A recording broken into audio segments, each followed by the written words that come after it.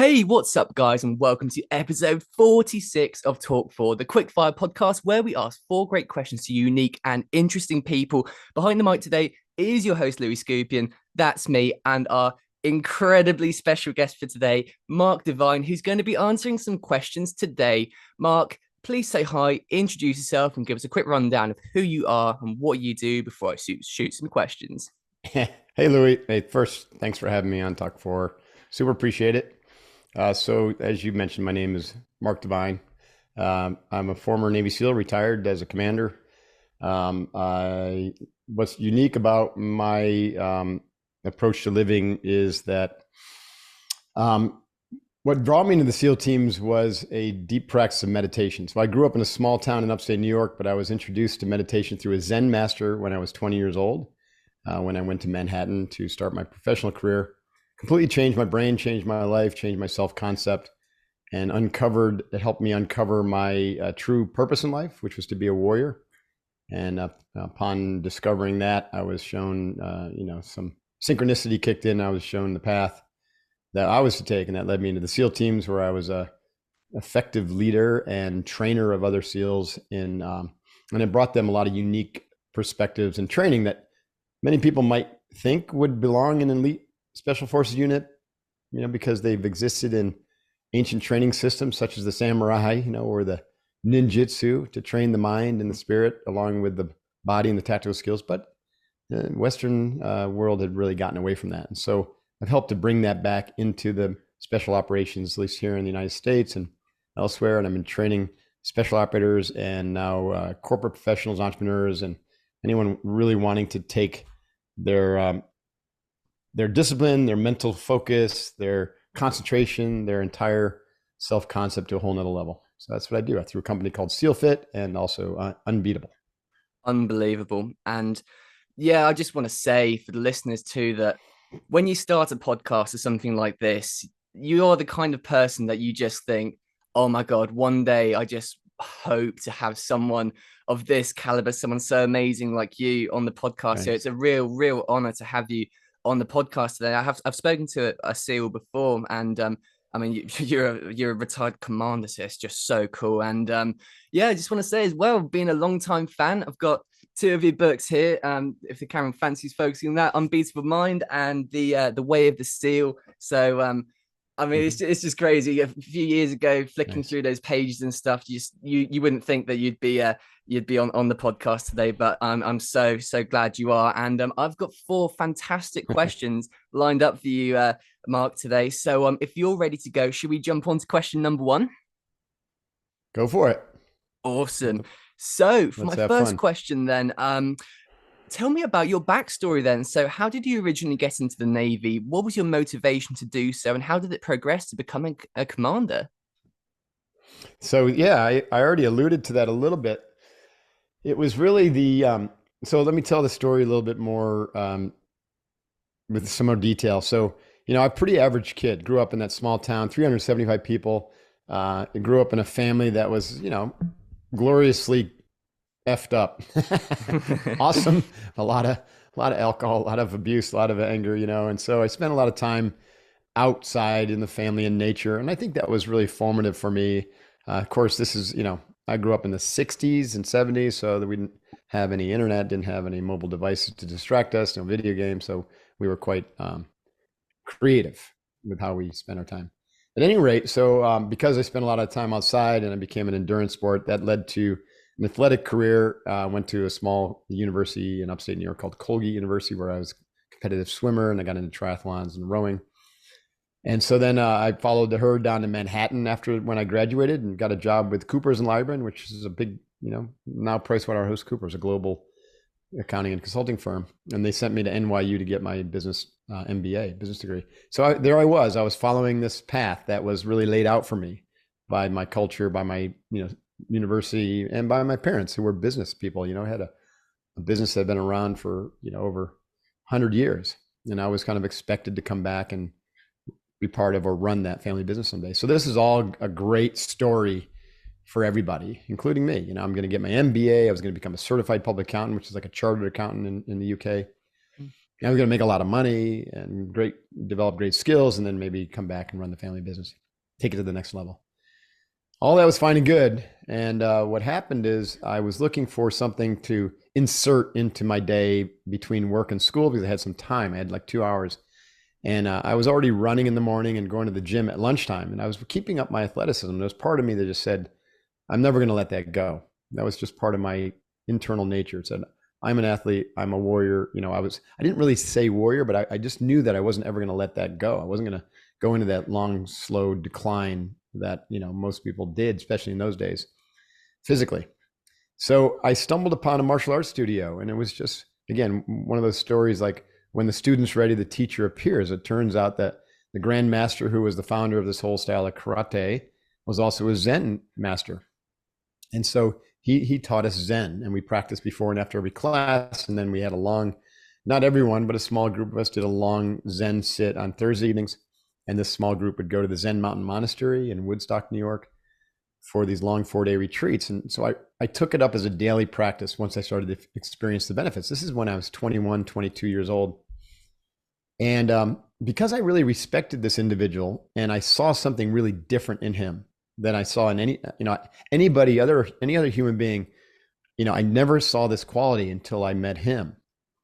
And I've since learned to identify it. It was a real grace and a spontaneity and a creativity and a playfulness and really a lightness.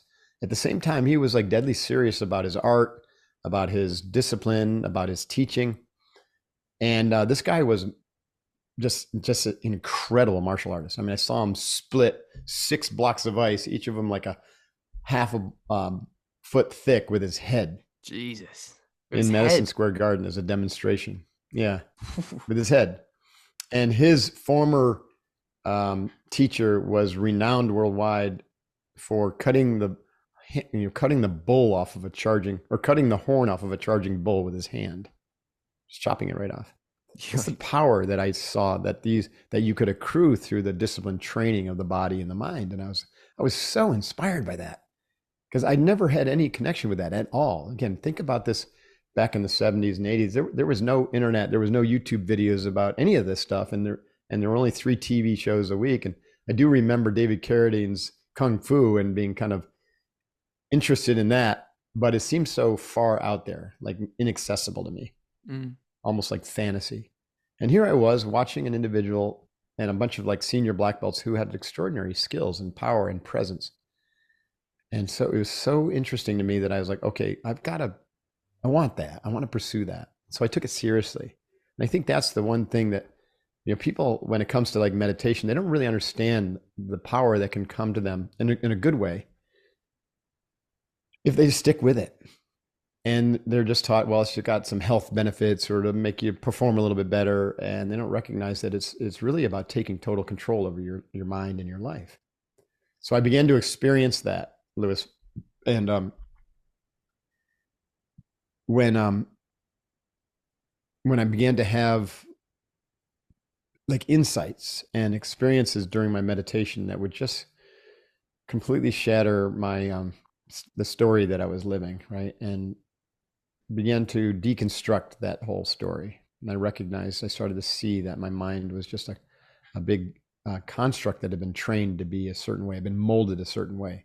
And meditation gave me the skills, and it quite naturally began to deconstruct that story, which was scary at first because suddenly the whole underpinnings of my life became really kind of movable as opposed to terra firma. And that was, most people don't like that. It's really uncomfortable when you're like, oh my God, you know what I mean? Everything that I thought was real maybe isn't so real anymore.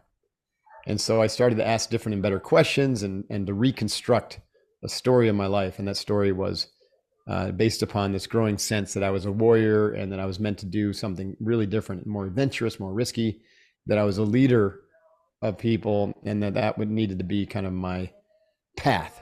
And when I started to ask those questions and I got those answers, I was revealed the SEALs, right? They were revealed to me quite spontaneously and synchronously. So that's what led me into the SEALs, and I had a pretty extraordinary career. Found out that what my strength was as a teacher and a trainer. It wasn't so much to be the combatant warrior, and I did go to combat, but I wasn't like some of my peers were, I'm writing books about my heroism in combat. I was really meant to be a teacher and a trainer and to bring these principles to the military, to the special operations, to make a more complete warrior and to really prepare warriors for a future where we're more aware and we need to be more sensitive to others and to be, go back to the idea of the warrior being the last resort of violence instead of the first resort. So those are the things that I wanted to teach. Probably enough there. I can kind of pause, but if there's a follow-up question or something. There certainly is. No, it's brilliant, and it's a really interesting story actually, and I have to say that the Zen thing, it's a weird sort of it's a weird mix. You wouldn't always associate the sort of the warrior style and Navy SEALs and stuff with something quite like that, but I can totally see how staying calm in the chaos and having something like that can really help you get through the experiences and stuff. And the meditation, I've started meditating recently as well. And unless you've studied, if you study the ancient arts, you see that all the ancient arts, the samurai and the ninjutsu and the Indian warriors and the even all the way back to the Spartans, they all had these internal practices, and it was part and parcel of their training. It was just interwoven into their training.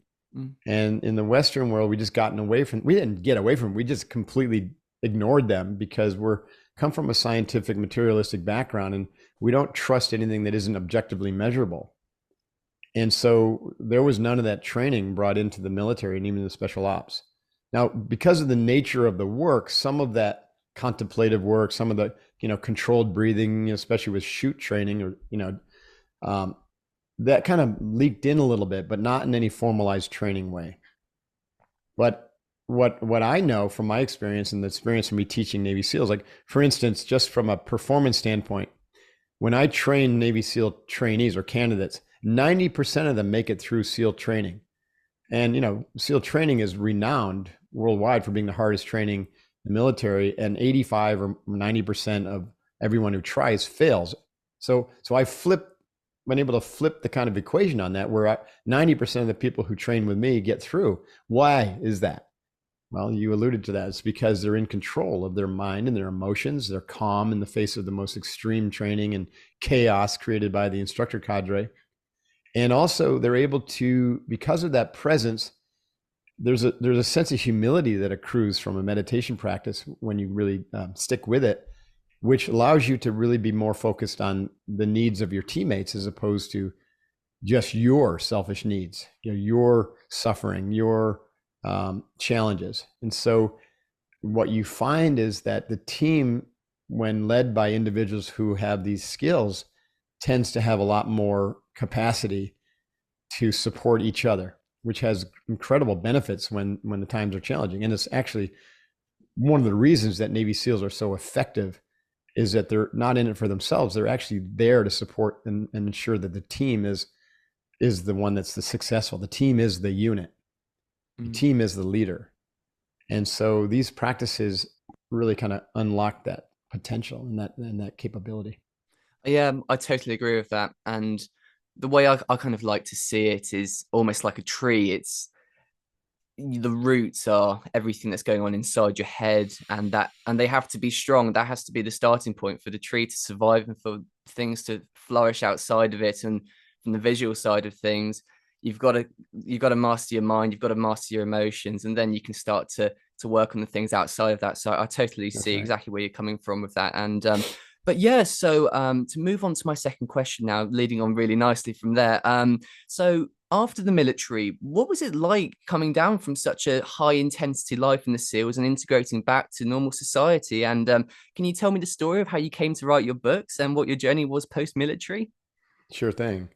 It is a challenge, and there's a lot of special operators, especially soft guys, but it's because it happens in all the units, who have difficulty transitioning. And it's largely because this, a couple things. One is the team, as I mentioned, is you develop a bond that can only be described as love. It's a different type of love. We're we love our teammates so much that we're willing to die for them. That's incredible, right? That's rare. And suddenly you leave that behind, and oftentimes, you leave those teammates behind, and then you kind of miss that bond dearly. And secondarily, in the military, you have a mission, and you're really clear about what that mission is, and you align orient your why or your own purpose toward that mission because you've chosen it, and it's aligned with you, and it's meaningful to you. And then suddenly, when you get out of the service, like all of a sudden, you're like, okay, what's my mission? And you don't really have a clear sense of that. You haven't really thought about that. And so that becomes problematic because, everyone needs a mission, a reason for existence, something to fire them up and motivate them every day. So you really have to reconstruct. You have to go through another one of those periods of deconstruction of all the platform and everything that you thought was reality. And now you have to reconstruct a new reality. And that's difficult to do without some guidance and some coaching and some tools. And so my transition, I went from the SEALs, and I left active duty, but I stayed in the reserves. So I actually got into my business career and even wrote these books while I was still in the reserves. Or the books, the first few books came while I was in the reserves, right as I was transitioning out as a retiring as a commander in 2011. But I got off active duty earlier, around a little bit before 2001. And so the reserves gave me a little taste of, that team camaraderie. So once a month I could connect with my guys. So it was really helpful for me. And I went into business though, and I found, I started a company, a brewing company, a microbrewery, and this is early in the beginning of the, craze of microbrewery craze in the United States, where we were trying to make beer that tasted as good as Guinness because all we had was Coors and Budweiser. It was terrible. A tough challenge. It was a tough challenge, I know. So we wanted to catch up to you Brits. And anyways, so I started this microbrewery, and I went into business with my brothers-in-law, and these guys were, Southern California boys, non-military, never been to college, and, good looking, but boy, they had a radically different value set than I had. And this is where I noticed another thing that was really challenging, right? In the SEAL teams, there's a tremendous amount of diversity of the individuals, all sorts of races and sizes and colors. And yet we are all radically homogeneous in our alignment to the mission and to the team and to the value set. So we all shared, even though we had different values in a lot of areas, we shared a select set of values that allowed us to be completely aligned around our mission team and our teamingness. When I got out and I went into the civilian world and I started this business, there was no homogeneity of value set. And I didn't really understand how important it was to spend the preponderance of our time really aligning around vision and values and a core mission for the business. And we talked about it, and I wrote it in the business plan, but it wasn't. The SEALs take years to develop that alignment, and we took maybe an hour or two.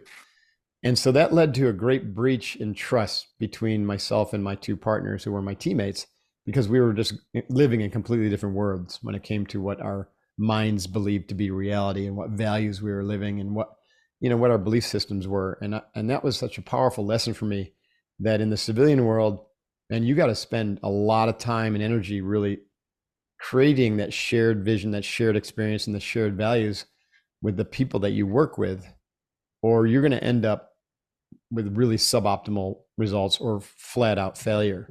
Whereas in the military, a lot of that was just handed to us. It just kind of happened. It was there for us. We didn't really have to think about it.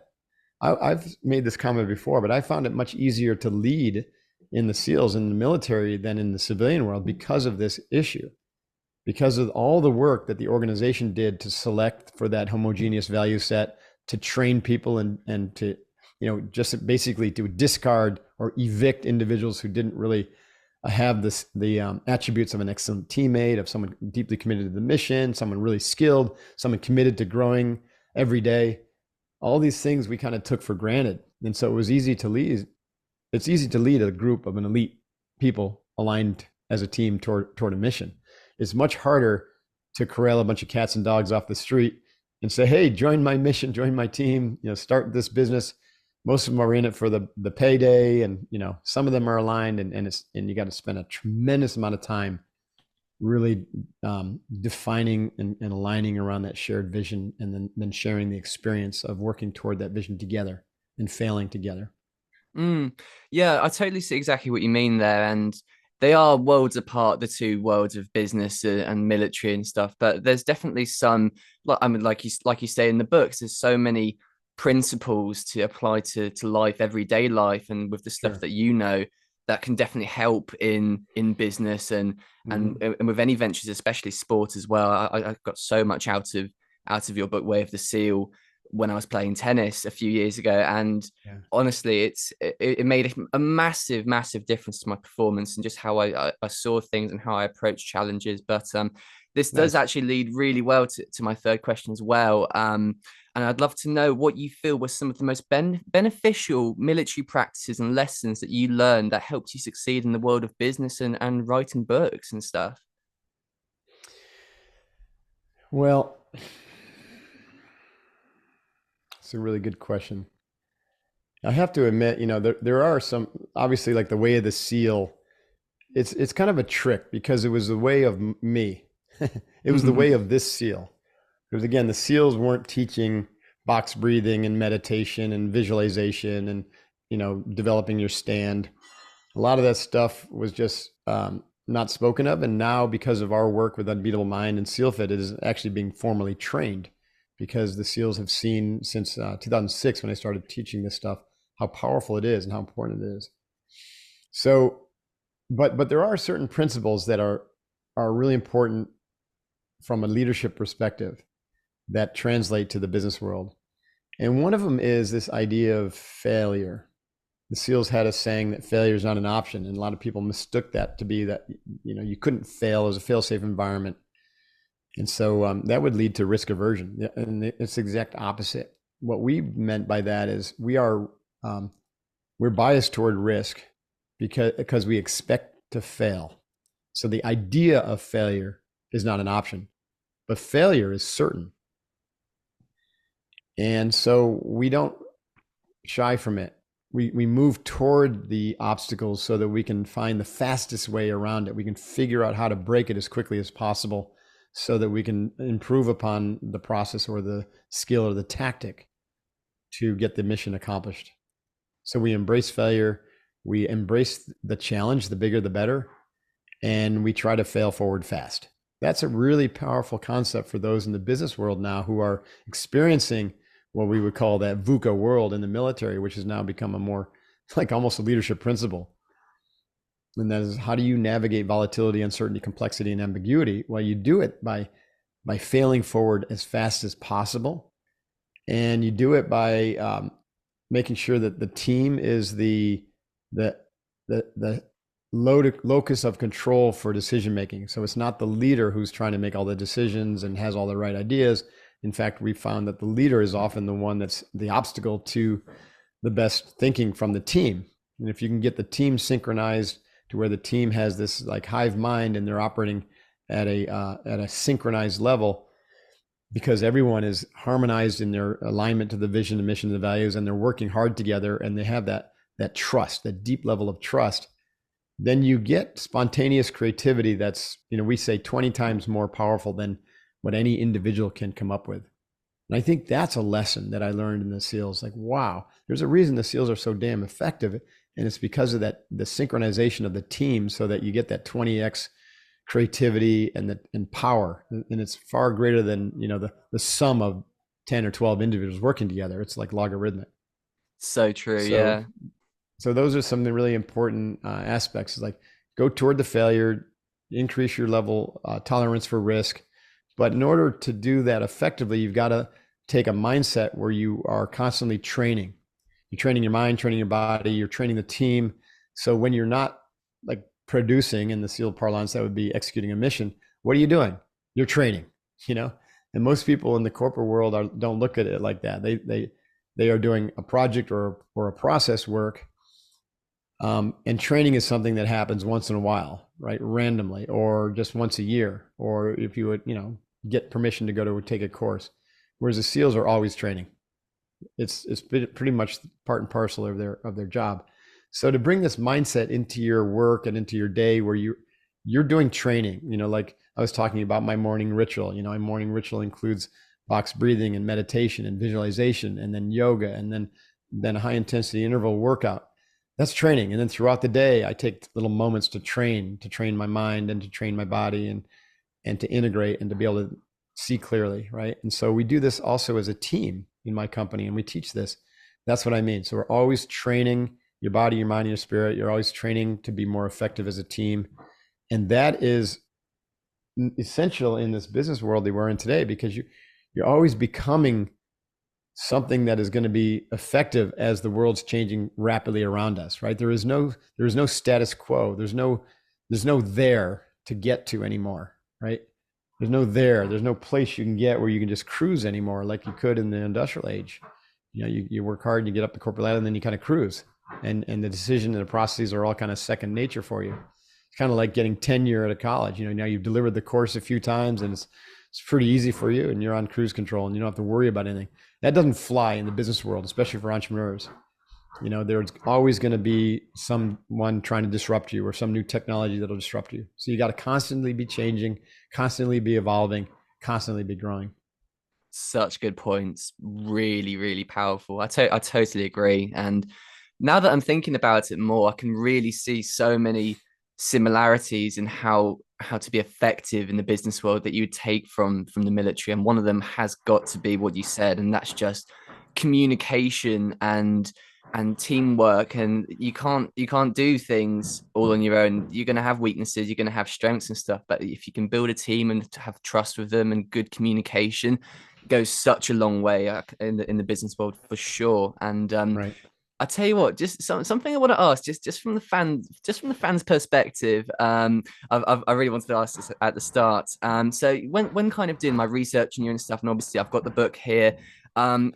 There's a wolf on the front cover. You've got a book Right. with a wolf in the title and stuff as well. And wolves are my favorite animal by a country Nice. mile. And I just want to ask, what's the meaning behind it? And I don't know if I missed it in the books or something, but why wolves and why is it on the covers and stuff and in the titles? What does it mean to I you? love wolves too. Um, Ironically, this isn't why the wolf is on the cover, but I actually didn't appreciate this until years later, that my first pet was a half Malamute Husky, half wolf, and she was white with blue eyes. Her name was Folly. She couldn't bark. She howled and sang to us, and just an extraordinary. She was so loyal. She was like my guardian, and she lived for 18 years and then passed on. Well, anyways, so when I started teaching these skills, and I was teaching Navy SEALs, you know, a lot of the skills that I'm teaching, you know, found their roots in you know, Eastern martial arts and traditions like yoga, and also kind of depth psychology.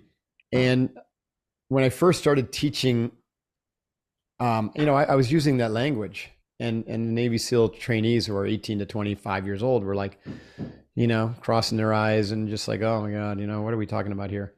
And so I realized that I had to kind of be a little bit, you know, take a cue from like Jesus, and I had to teach in parables and stories, and I had to simplify the language around these practices, these skills, and to create, like, codify them as like Navy SEAL drills, you know, kind of like the way I did in the Way of the SEAL. So box breathing, you know, I couldn't call it the ancient art of pranayama, which came out of, you know, the Indian Vedic yoga tradition. So I just simplified it. I said, we're gonna call this box breathing, and I gave them the very practical definition for what it is and why it's useful to develop calmness, to de-stress your body, and to clear your mind so that you can make better decisions under pressure, which looks a lot like better decisions under, you know, when you're a SEAL trainee or in combat. Well, and another thing that I tried to teach was the importance of positive internal dialogue and developing a positive mental state.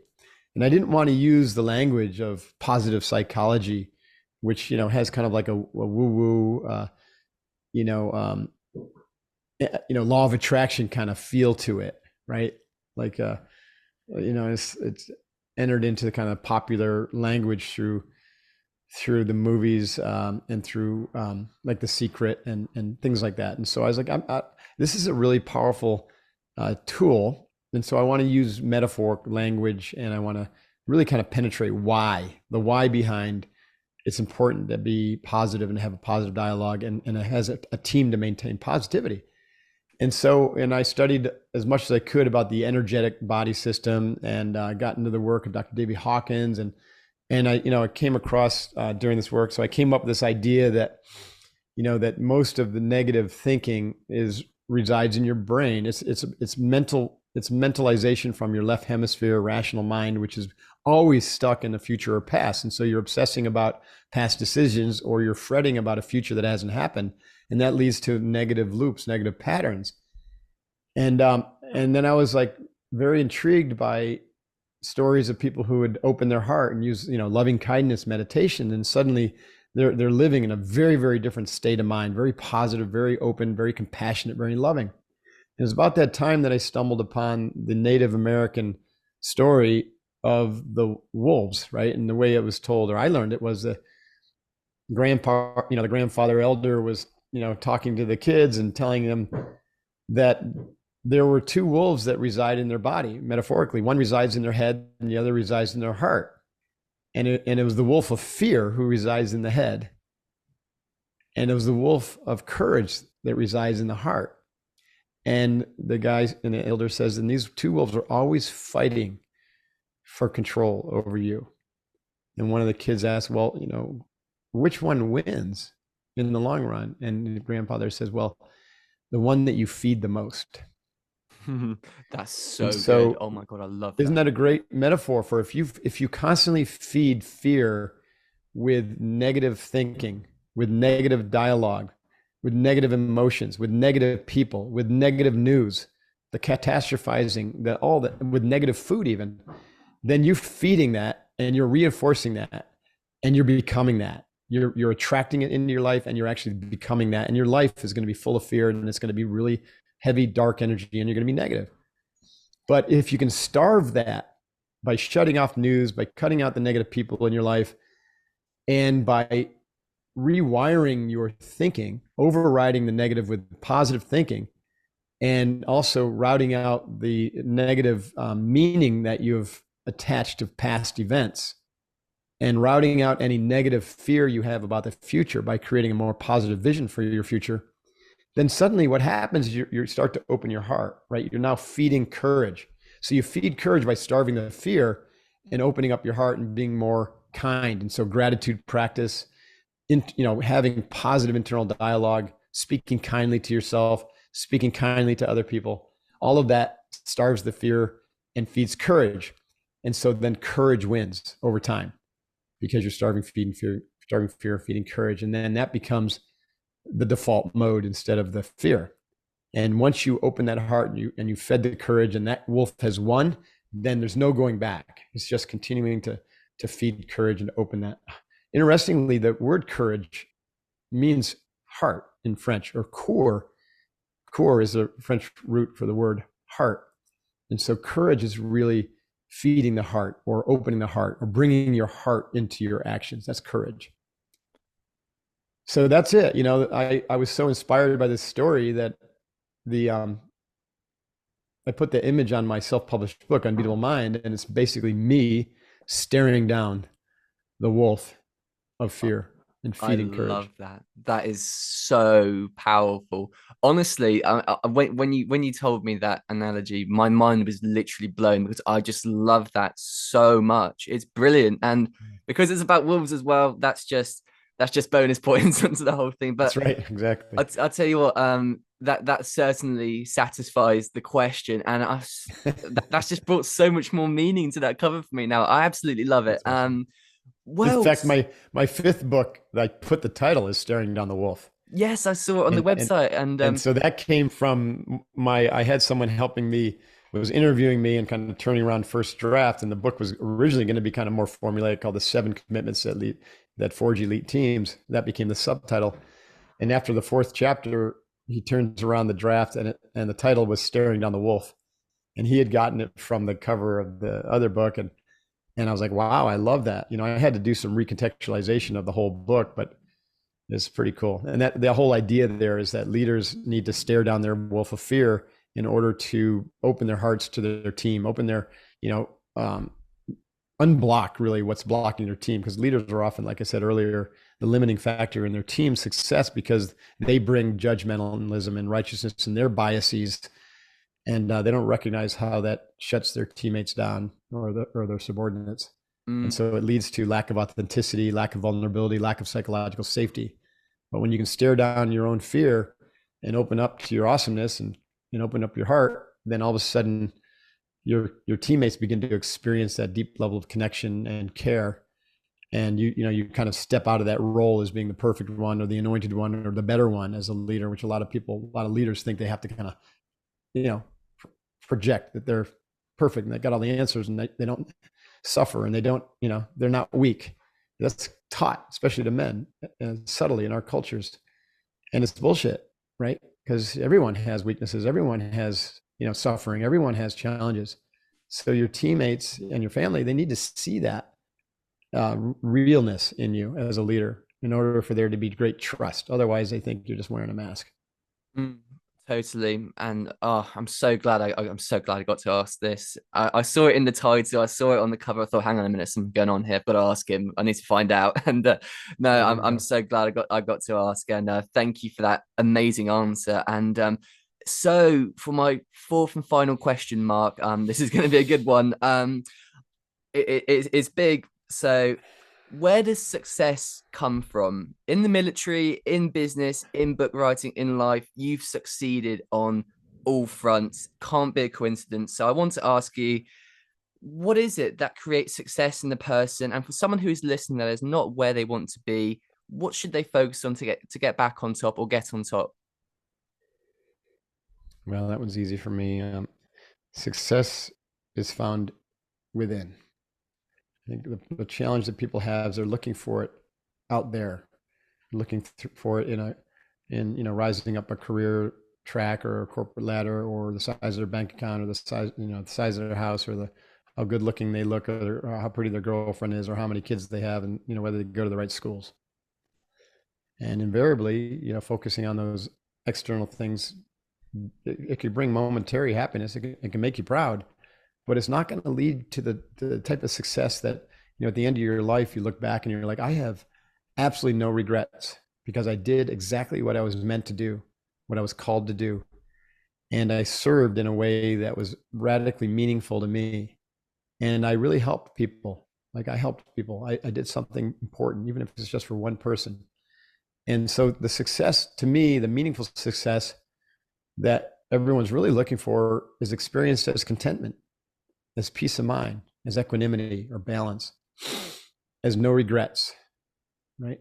As the type of happiness, which is just the type of happiness that says, I'm okay, and you're okay, and we're okay. And it is one that has a very positive and abundant future vision, and is okay to be right here, right now, and just, be playful and spontaneous and creative. That's success to me.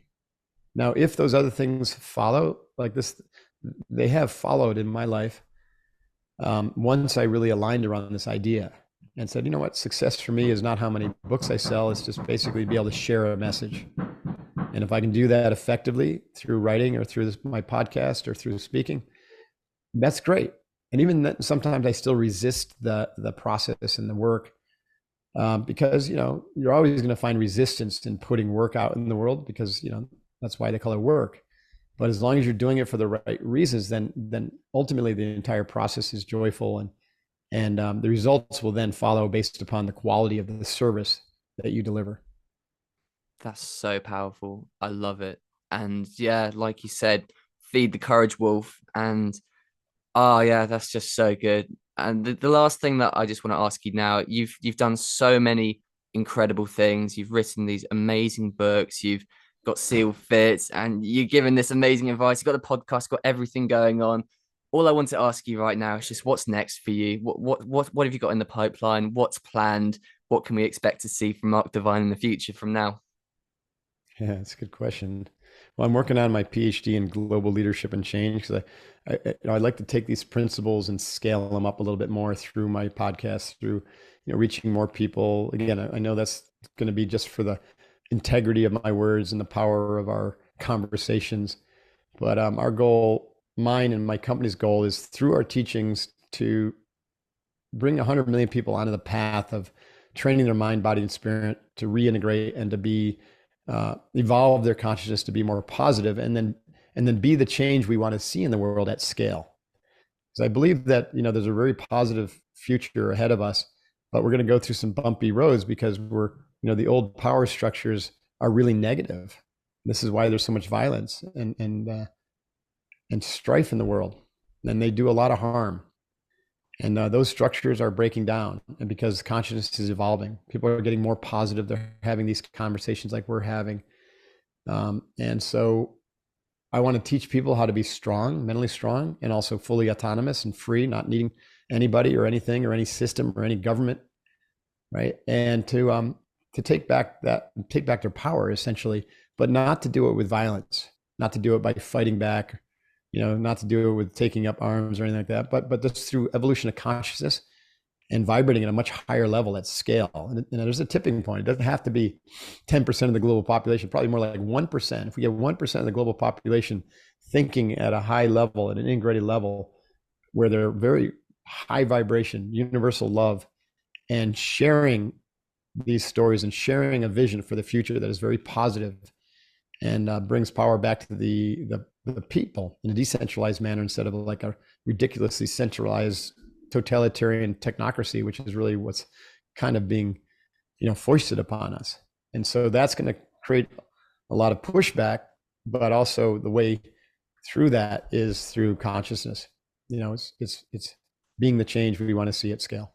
That's what I'm doing. So that means more books. I'll finish my doctorate. I'll continue to, the Mark Divine show will continue for a while, but I think I'll evolve that to where more I can just have conversations instead of like interview the latest author or something like that.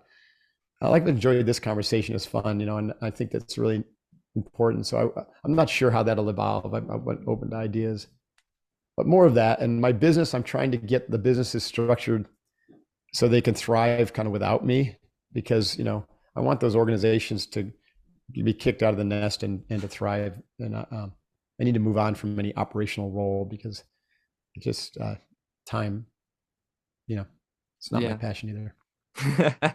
Fair enough. And no, that's so powerful. I can't wait to see the stuff that you're coming out with. And I'm just saying it, if a new book comes out anytime soon, I want my name on the shipping address for that very first copy. I really want to. I'm working on that. So I've got a book that I've been toying with for a few years. It's called Uncommon, and it really is the sequel to Unbeatable Mind. So hopefully you'll get a copy. I'll bring it out in spring of next year.